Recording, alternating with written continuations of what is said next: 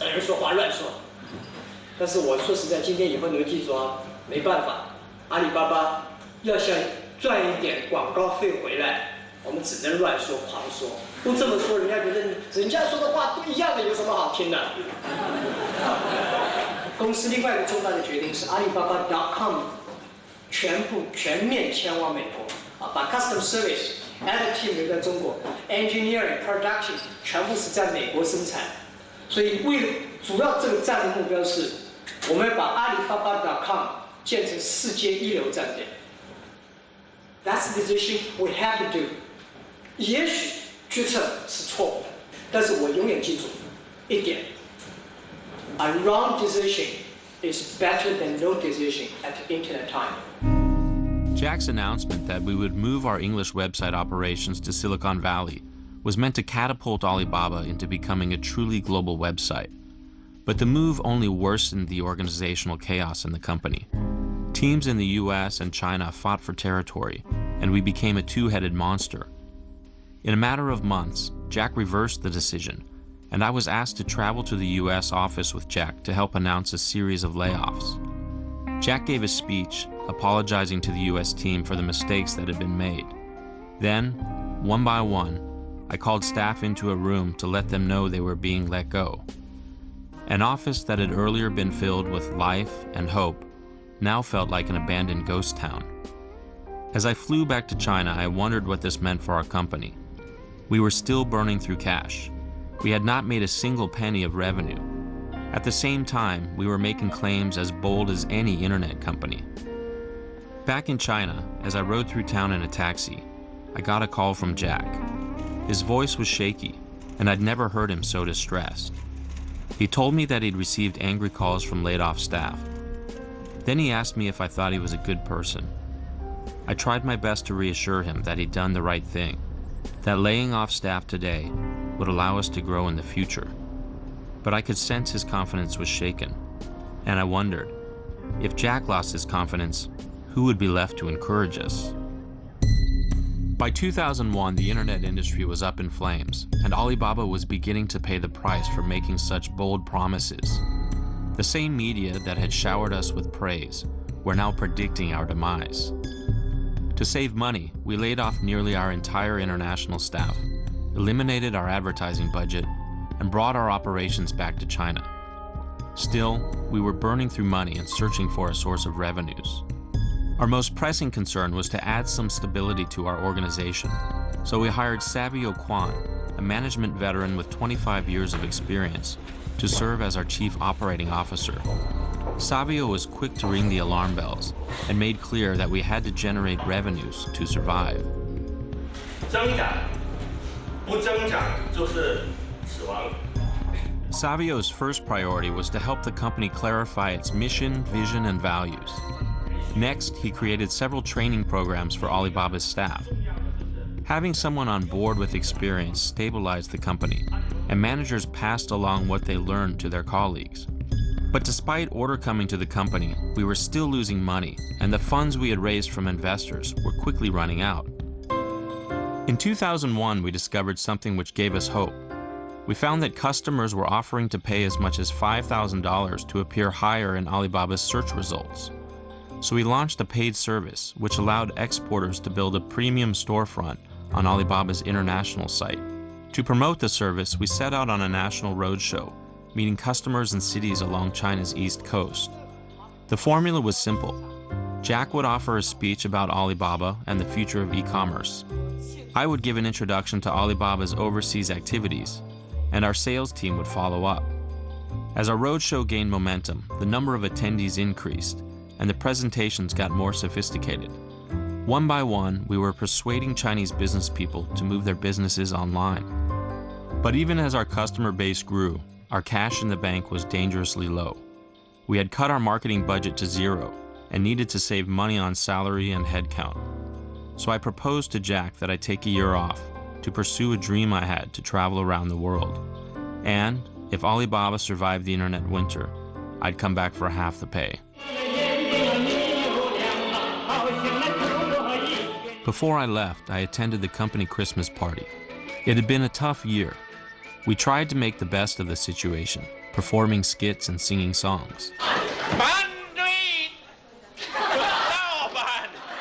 But as I looked around the room, I wondered, would Alibaba still be around when I came back?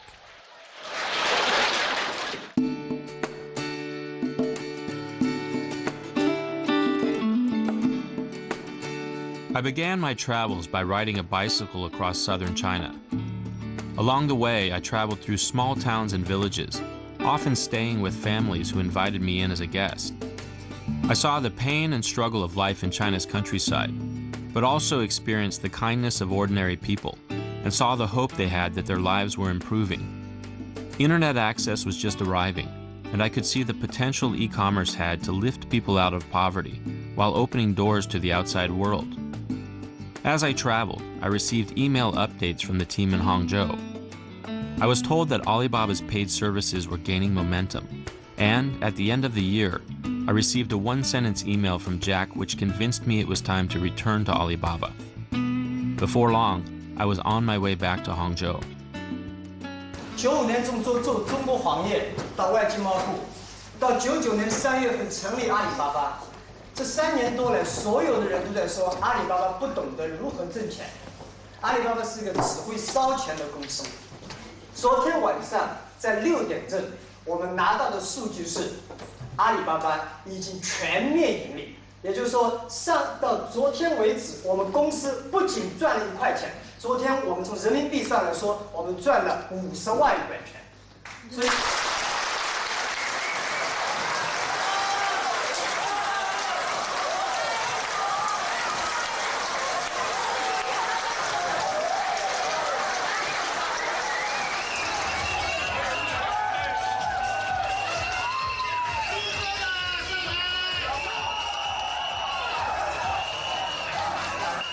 It was as if I'd come back to a new Alibaba, and it was one of the most exciting moments of my life. The team was re-energized and confident we'd not only survived the internet bubble, but were poised for growth.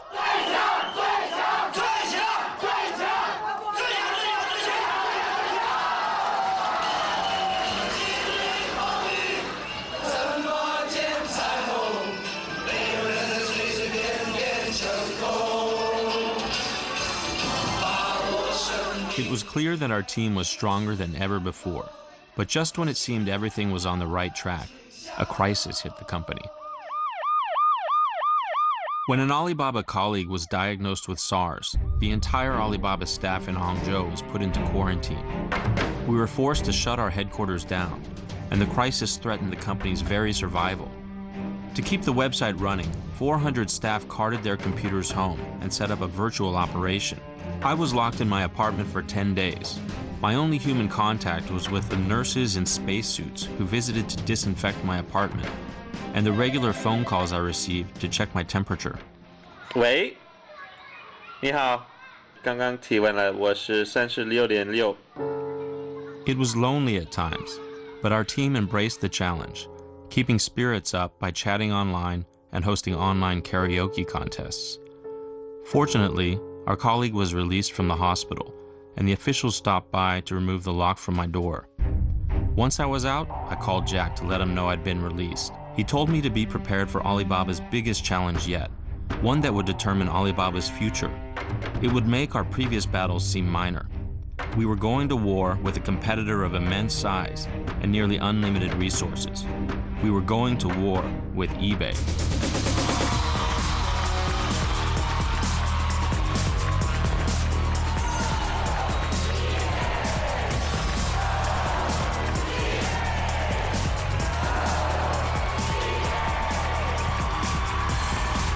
eBay is one of the most successful companies in the history of U.S. business. During its lifetime, it has grown faster than any company ever.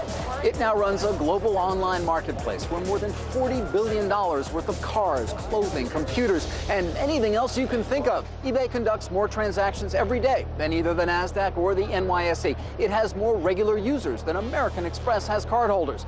Perhaps no company has created more opportunity for its customers. One reason why their loyalty runs deep. To any reasonable observer, eBay looked invincible. Founded by Pierre Omidyar, the company had grown from a small website for collectibles into the world's most valuable internet company. Meg Whitman, a Harvard MBA, had served as CEO for 5 years and become a media darling.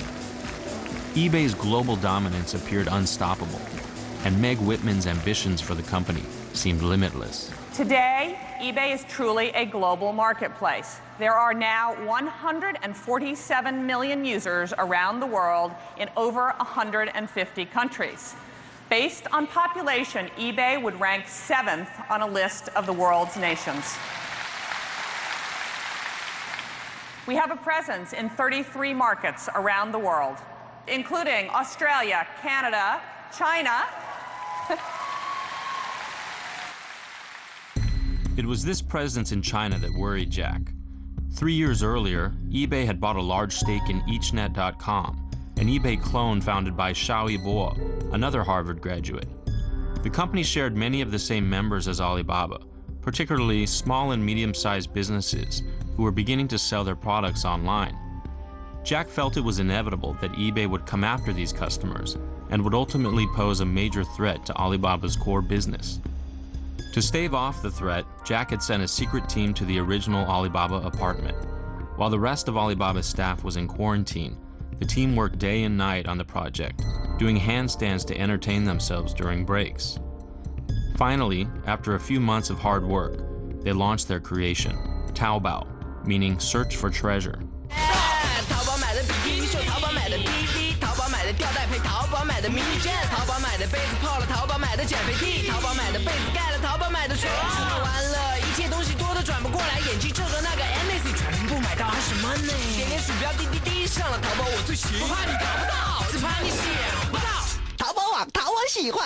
A month later, Jack's fear came true, and eBay announced it was buying the rest of richest and investing $150 million into the business.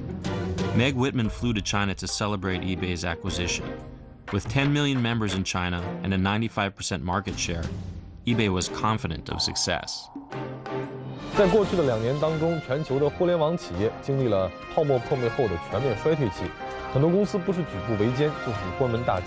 但是呢，美国的一家名为电子港湾的互联网公司却逆势而上，风光无限。